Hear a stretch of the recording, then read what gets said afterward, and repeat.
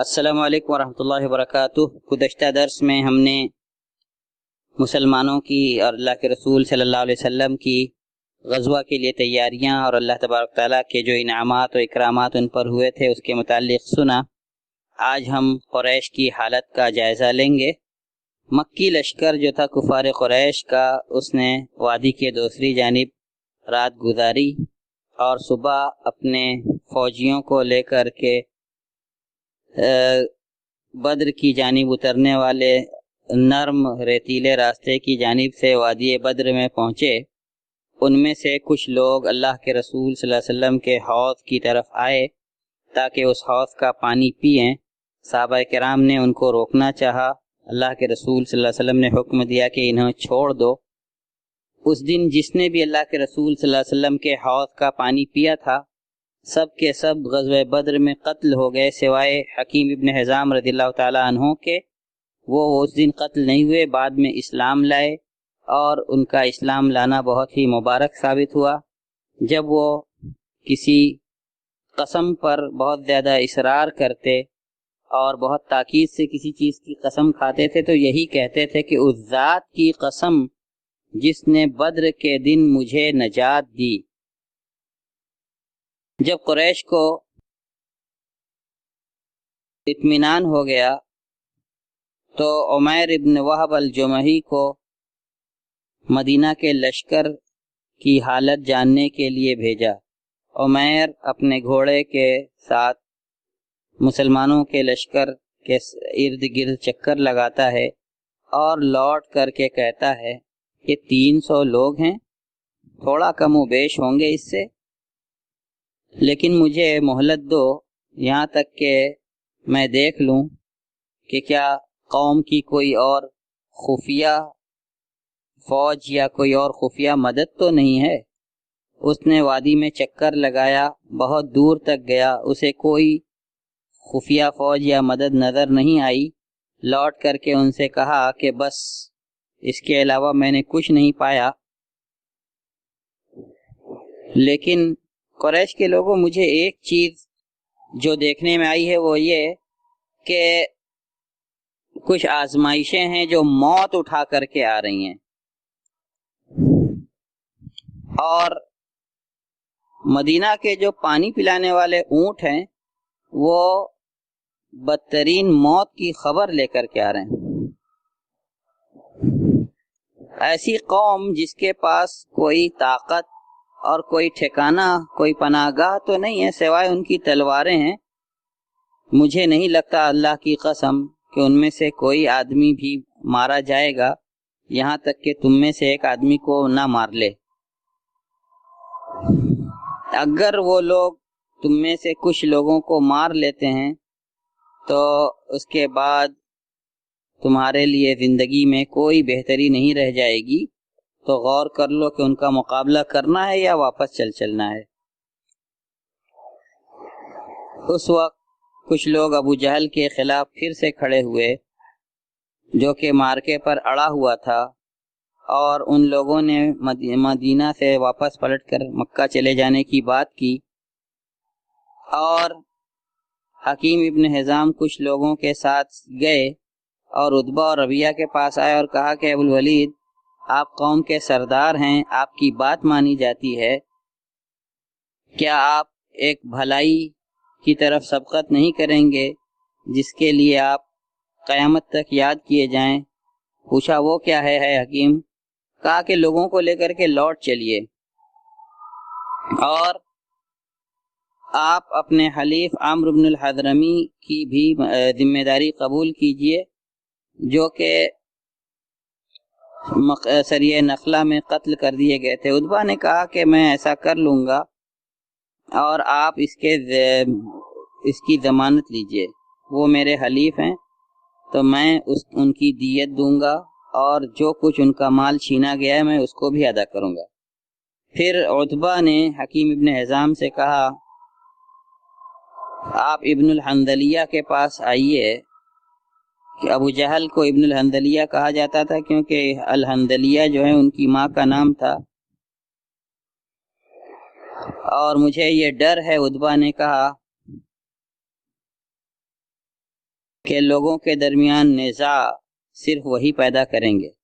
عتبہ ابن ربیعہ لوگوں کے درمیان کھڑے ہو کر کے خطبہ دیتا ہے اور کہتا ہے کہ اے قریش کے لوگوں، قسم اللہ کی، محمد کے فوج سے ملاقات کر کے بھی کیا کر لو گے؟ اگر ان سے لڑے بھی تو کوئی فائدہ نہیں ہے، اور اگر واپس چلو تو محمد اور ان کے ساتھیوں کا راستہ چھوڑ دو تو یہ تمہارے لیے بہتری کی بات ہے۔ لوگوں نے اس کی بات سنی اور ابو جہل کے پاس حکیم ابن حزام بھی گئے اور وہ اپنی زرہ پہننے کی تیاری کر رہا تھا۔ حکیم ابن حزام نے اس سے کہا کہ اے ابو الحکم، جو اس کی کنیت تھی ابو جہل کی، عتبہ نے مجھے آپ کے پاس بھیجا ہے اور یہ پیغام ہے۔ ابو جہل نے کہا اور غصے سے وہ پھول گیا کہ محمد نے اس پر اور محمد کے ساتھیوں نے اس پر جادو کر دیا۔ قسم اللہ کی، ہم لوٹیں گے نہیں یہاں تک کہ اللہ ہمارے اور محمد کے درمیان فیصلہ نہ کر دے۔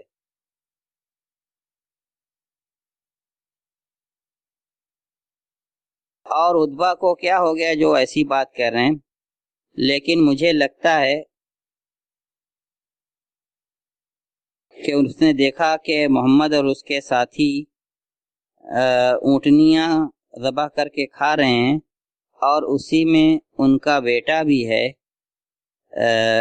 ابو حذیفہ ابن عتبہ، جو کہ پہلے ہی اسلام لا کر کے ہجرت کر چکے ہیں، لہذا تم کو محمد کا خوف دلا رہا ہے تاکہ ان کے بیٹے کہیں ہمارے ہاتھوں قتل نہ ہو جائیں۔ عتبہ کو جب ابی جہل کی بات پہنچی کہ یہ پھول گیا ہے اور اس کو جادو کر دیا گیا ہے، تو عتبہ نے کہا کہ کس کا جادو پھیلا ہے یا کس کا جادو کھلا ہے وہ عنقریب جان لے گا، میں یا وہ۔ اور ابو جہل نے جلدی جنگ کی تیاری کی، اس سے پہلے کہ یہ خلاف ورزی اس کی یہ مخالفت لوگوں میں زور پکڑ جائے، تو حکیم ابن حزام کے پیچھے ہی اس بات چیت کے بعد عامر ابن الحضرمی کو بھیجا، عمرو ابن الحضرمی کے بھائی کو، جو کہ سریہ عبداللہ ابن جہش میں قتل ہو گئے تھے، اور کہا کہ دیکھو یہ آپ کے حلیف عتبہ ہیں، وہ لوگوں کو لے کر کے لوٹ جانا چاہتے ہیں، اور میں نے تمہارا بدلہ تمہارے ہی ہاتھوں لینا چاہا، تو آپ کھڑے ہو کر کے اپنے قوم کے لوگوں کو، اپنے ساتھیوں کو آواز دیجئے اور اپنے بھائی کے قتل کی یاد دلائیے۔ عامر ابن الحضرمی کھڑے ہو کر کے بے ستر ہو جاتے ہیں اور چلاتے ہیں کہ ہائے میرے بھائی عمرو، ہائے میرے بھائی عمرو۔ لوگوں میں جوش بھر جاتا ہے اور سب لڑائی کے لیے تیار ہو جاتے ہیں اور برائی پر آمادہ ہو جاتے ہیں، اور لوگوں پر اس طرح سے ابو جہل لوگوں کو ورغلا کر کے ان کا معاملہ خراب کرتا ہے۔ اور عتبہ ابن ربیعہ بھی اس بات کے لیے تب تیار ہو جاتے ہیں کیونکہ ان کو ابو جہل نے طعنہ دیا تھا۔ اس طرح سے ناسمجھی حکمت پر غالب آ جاتی ہے اور ابو جہل کی یہ خلاف ورزی، یہ مخالفت بلا کسی فائدے کے ناکام ہو جاتی ہے۔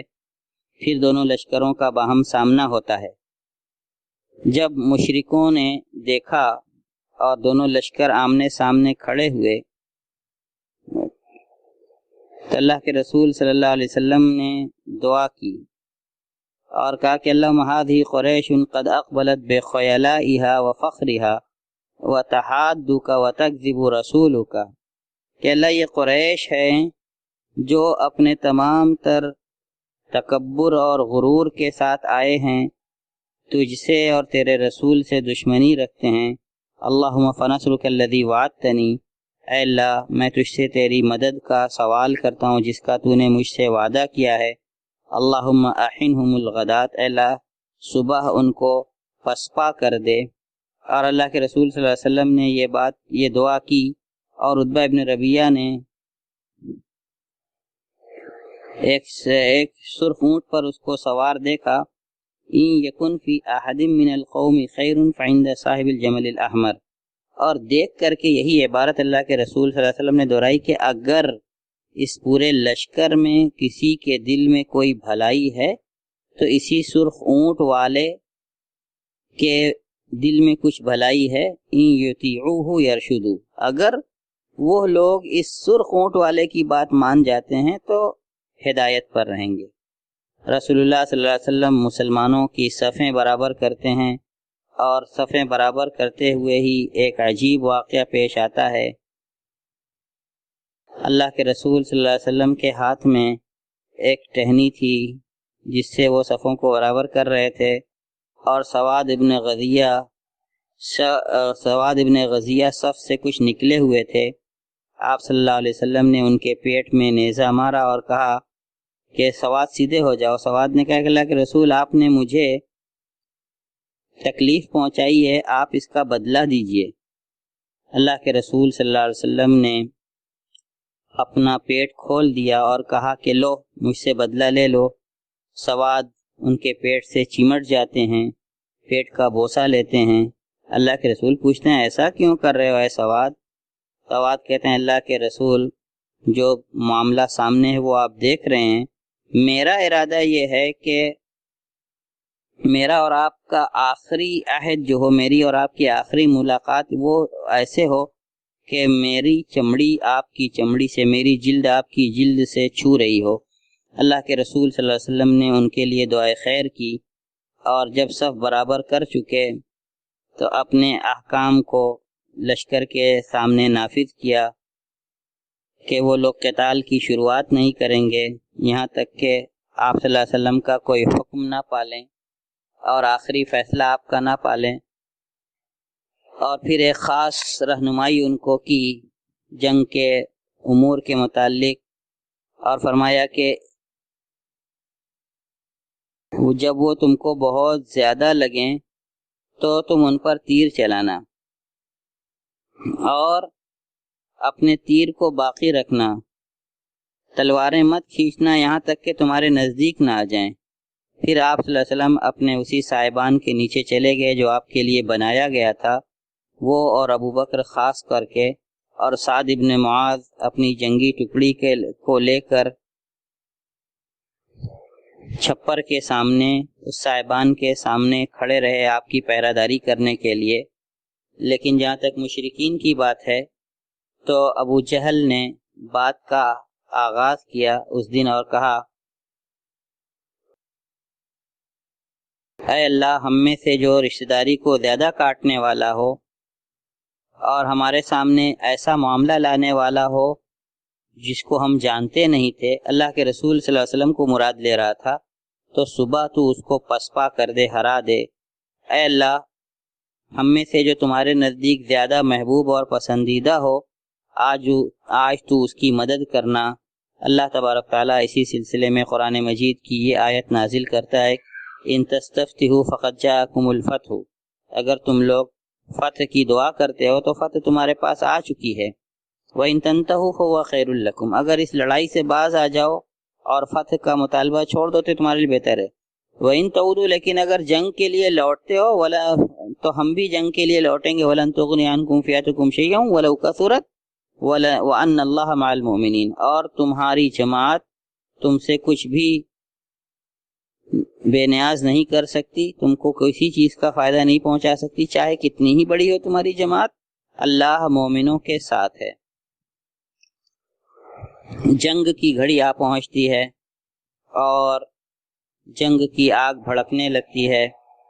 پہلا مارکہ جو تھا وہ اسود ابن عبد الاسد مخزومی نے سب سے پہلے مسلمانوں کو مبارزے کی، لڑائی شروع کرنے کی دعوت دی۔ بڑے ہی خونخوار اور بدمزاج انسان تھے۔ یہ کہتے ہوئے آگے بڑھے کہ میں اللہ سے عہد کرتا ہوں کہ میں مسلمانوں کے حوض کا پانی پیوں گا یا اس حوض کو ہدم کر دوں گا یا اس کے سامنے لڑ کر کے مر جاؤں گا۔ جب اس حوض کی طرف نکلا، جب وہ آگے بڑھا تو حضرت حمزہ ابن عبد المطلب رضی اللہ تعالی عنہ اس کے مقابلے کے لیے آگے بڑھے۔ جب دونوں کا سامنا ہوا، حمزہ رضی اللہ تعالی عنہ نے اس کے پنڈلی کے بیچ میں نیزہ مارا، اور وہ حوض کے سامنے کھڑا تھا۔ وہ اپنے پیٹھ کے بل گرا اور اس کا پیر خون آلود تھا، اس سے خون بہہ رہا تھا، اور اپنے ساتھیوں کی طرف گر کر کے زمین پر رینگتے ہوئے حوض کی جانب بڑھا، یہاں تک کہ حوض میں کود پڑا۔ چاہ رہا تھا کہ اپنی قسم پوری کرے، لیکن حضرت حمزہ نے اس پر دوبارہ حملہ کیا اور یہاں تک کہ اس کو حوض کے اندر ہی قتل کر ڈالا۔ اس کے بعد مبارزے کی عام دعوت ہوتی ہے، اور یہ پہلا قتل تھا جس نے جنگ کی آگ کو بھڑکا دی تھی۔ اس کے بعد 3 لوگ جو قریش کے بہترین شہ سواروں میں سے تھے جنگ کے لیے آگے بڑھتے ہیں، اور تینوں ایک ہی خاندان کے تھے۔ یہ 3 عتبہ، شیبہ اور ولید ہیں۔ عتبہ اور شیبہ ربیعہ کے بیٹے، اور ولید عتبہ کے بیٹے۔ تو جب یہ لوگ صف سے آگے بڑھتے ہیں اور مقابلے کی دعوت دیتے ہیں، مقابلے کا چیلنج کرتے ہیں، 3 مسلمان صحابہ بھی ان کے سامنے سے مقابلے کے لیے آتے ہیں۔ تینوں نوجوان صحابہ، عوف اور معوذ، دونوں حارث کے بیٹے، اور ان دونوں کی ماں کا نام افرا ہے اور عبداللہ ابن رواحہ۔ ان لوگوں نے پوچھا کون ہو؟ کہا کہ ہم تینوں انصاری ہیں۔ ان لوگوں نے کہا کہ برابر کے لوگ ہو،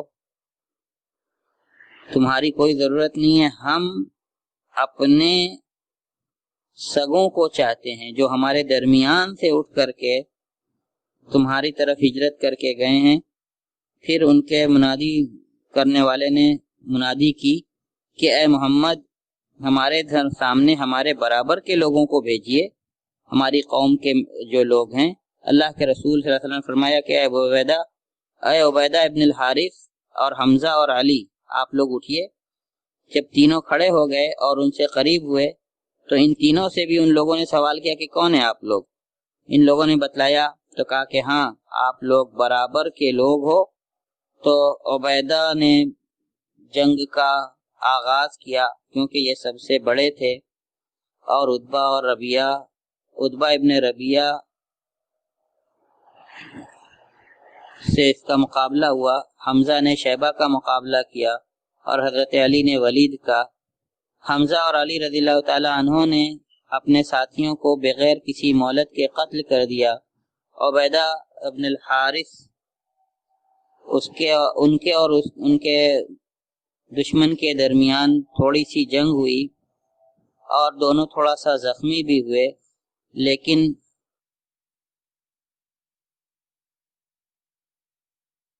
علی اور حمزہ رضی اللہ تعالی عنہ نے عتبہ پر حملہ بولا اور اس کو قتل کر دیا، اور دونوں اٹھا کر کے حضرت عبیدہ ابن الحارث رضی اللہ تعالی عنہ کو مسلمانوں کے لشکر کی طرف واپس لے آئے۔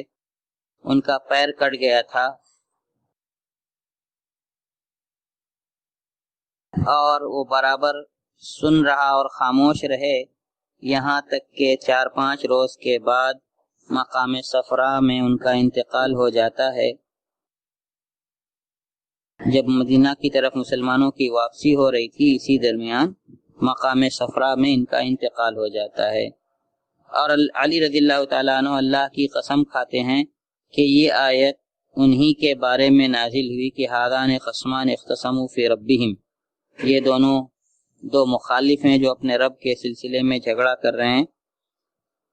اور اس جنگ کا انجام یہ تھا کہ آغاز تو اس کا بہت برا نظر آ رہا تھا مشرکوں کو۔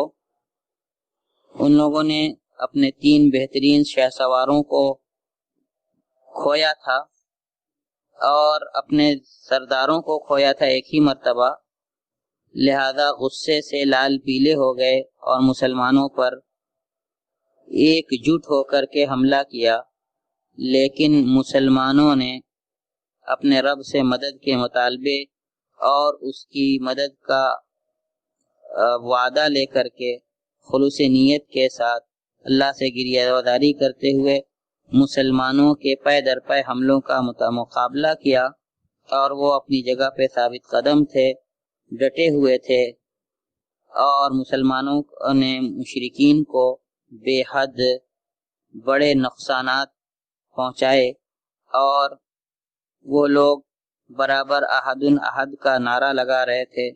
اللہ کے رسول صلی اللہ علیہ وسلم اپنے رب سے گریہ وزاری کر رہے ہیں۔ صفیں برابر کرنے کے بعد اللہ کے رسول صلی اللہ علیہ وسلم جب اپنے صاحبان کو لوٹے تھے تو اپنے رب سے فریاد کر رہے تھے کہ اللہ تبارک تعالیٰ نے ان سے جس مدد کا وعدہ کیا ہے وہ مدد اللہ تبارک تعالیٰ ان کو پہنچائے، اور دعا کر رہے تھے کہ اے اللہ جو تو نے مجھ سے وعدہ کیا ہے تو اس کو پورا کر۔ اے اللہ میں تجھ کو تیرے عہد اور وعدے کی یاد دلاتا ہوں۔ جب جنگ شدید ہو گئی اور گھماسان کی جنگ ہونے لگی اور اپنی حد کو پہنچ گئی، اللہ کے رسول صلی اللہ علیہ وسلم نے کہا کہ اے اللہ اگر یہ چھوٹی سی ٹکڑی آج ماری جاتی ہے تو تیری کبھی عبادت نہیں ہوگی۔ اے اللہ اگر تو چاہتا ہے کہ تیری عبادت آج کے بعد نہ ہو تو اس ٹکڑی کو تو ہلاک کر۔ پھر آپ بہت گریہ وزاری کرتے رہے، اتنا روئے کہ آپ کی چادر آپ کے کندھوں سے سرک گئی۔ صدیق اکبر رضی اللہ تعالی عنہ نے واپس آپ کے کاندھے پر چادر ڈالی اور فرمایا اللہ کے رسول اتنا آپ کے لیے کافی ہے۔ اللہ تبارک تعالیٰ نے اپنے فرشتوں کی طرف وحی کی کہ اذ اوحى ربك الى الملائكة انی معكم فثبتوا الذين آمنوا سألقي في قلوب الذين كفروا الرعب فاضربوا فوق العناق واضربوا منهم كل بنان، کہ اللہ تعالیٰ نے فرشتوں کی جانب وحی کی کہ میں اے فرشتوں تمہارے ساتھ ہوں، تم ایمان والوں کو میدان جنگ میں ثابت قدم رکھو، میں کافروں کے دل میں جلد ہی رعب ڈال دوں گا، لہذا ان کی گردنیں مار دو اور ان کے انگلیوں کے پور کاٹ دو۔ اللہ کے رسول صلی اللہ علیہ وسلم کی جانب بھی اللہ نے وحی کی کہ میں 1000 فرشتوں کے ذریعے سے آپ لوگوں کی مدد کرنے والا ہوں، جو ایک دوسرے کے پیچھے پے در پے اترنے والے آسمان سے، اور وہ آپ لوگوں کی مدد کریں گے۔ فرشتے اترتے ہیں، اللہ کے رسول صلی اللہ علیہ وسلم تھوڑی دیر غنودگی کی حالت میں پہنچتے ہیں، پھر اپنا سر اٹھاتے ہیں اور کہتے ہیں ابو بکر بشارت لے لو، یہ جبریل علیہ السلام بدر کے کنارے اتر رہے ہیں، غبار کے ایک بادل کے اوٹ میں۔ محمد ابن اسحاق کی ایک روایت ہے کہ اللہ کے رسول صلی اللہ علیہ وسلم نے فرمایا کہ ابو بکر بشارت لے لو، اللہ کی مدد آ پہنچی ہے، یہ جبریل ہیں جو اپنے گھوڑے کی لگام پکڑے ہوئے اس کو ہانک کر کے بدر کی جانب آنے والے راستے کی طرف غبار اڑاتے ہوئے آ رہے ہیں۔ پھر اللہ کے رسول صلی اللہ علیہ وسلم اپنے خیمے کے دروازے سے نکلتے ہیں اور وہ اپنی درع کے اندر اچھل رہے تھے اور فرما رہے تھے سیہزم الجمع ویولون الدبر، کہ ان قریب اس لشکر کو پسپائی کا سامنا ہوگا، ہار کا سامنا ہوگا اور یہ پیٹ پھیر کر بھاگیں گے۔ آپ صلی اللہ علیہ وسلم نے ایک چلو مٹی اٹھائی، کنکریاں اٹھائیں اور قریش کی طرف منہ کر کے ان پر پھینک دیا اور فرمایا کہ چہرے بگڑ گئے، تو جس کو بھی اس غبار میں سے اس کنکری میں سے کچھ لگا، اس کی ناک اور اس کے منہ میں کنکری یا غبار گھسا، وہ سب کے سب ہلاک ہو گئے یا پیٹ پھیر کر کے بھاگے۔ اللہ تبارک تعالیٰ اس کا نقشہ قرآن مجید کے اندر کھینچتا ہے کہ وما رمیت اذ رمیت ولکن اللہ رمی، جب آپ نے کنکریاں چلائیں تو وہ آپ نے نہیں بلکہ دراصل اللہ تبارک تعالیٰ نے آپ سے چلوائی تھی۔ اور پھر آپ صلی اللہ علیہ وسلم اپنے لشکر کی جانب ایک آخری پیغام بھیجتے ہیں کہ کافروں پر حملہ بول دو، اور ان کو قتال کی طرف ابھارتے ہیں، یہ کہتے ہوئے کہ قسم اس ذات کی جس کے ہاتھ میں محمد صلی اللہ علیہ وسلم کی جان ہے، جو بھی آج ان سے جنگ کرے گا تو صبر کے ساتھ قتل ہو جائے گا، بغیر پیٹھ پھیرے ہوئے اللہ اس کو جنت میں داخل کرے گا۔ جنگ پر ابھارتے ہوئے کہتے ہیں کہ چلو ایسی جنت کی جانب جس کی لمبائی اور چوڑائی زمین و آسمان کی لمبائی چوڑائی کے برابر ہے۔ اس وقت عمیر ابن حمام نے کہا کہ بخن بخن، کیا ہی بہترین سودا ہے۔ اللہ کے رسول ہم ما یحملک علی قولک بخن بخن، اللہ کے رسول ہم پوچھتے ہیں کہ آپ کو کس بات نے یہ کہنے پر ابھارا کہ کیا ہی خوب سودا ہے؟ فرمایا کہ نہیں اللہ کے رسول، صرف اس امید میں کہ میں بھی جنتیوں میں سے ہوں۔ آپ صلی اللہ علیہ وسلم نے ان کو بشارت دی کہ آپ انہی میں سے ہیں۔ اپنی جیب سے کچھ کھجوریں نکالیں اور ان کو کھانے لگے، پھر کہا کہ اگر ان کھجوروں کے کھانے تک میں زندہ رہا تو بڑی لمبی زندگی ہوگی۔ کھجوریں پھینک دیتے ہیں اور مشرکین سے قتال کرتے ہیں اور قتل ہو جاتے ہیں۔ جنگ کے بقیہ حالات انشاءاللہ اگلے آڈیو میں آپ لوگوں کے گوش گزار کیے جائیں گے۔ وآخر دعوانا الحمدللہ رب العالمین۔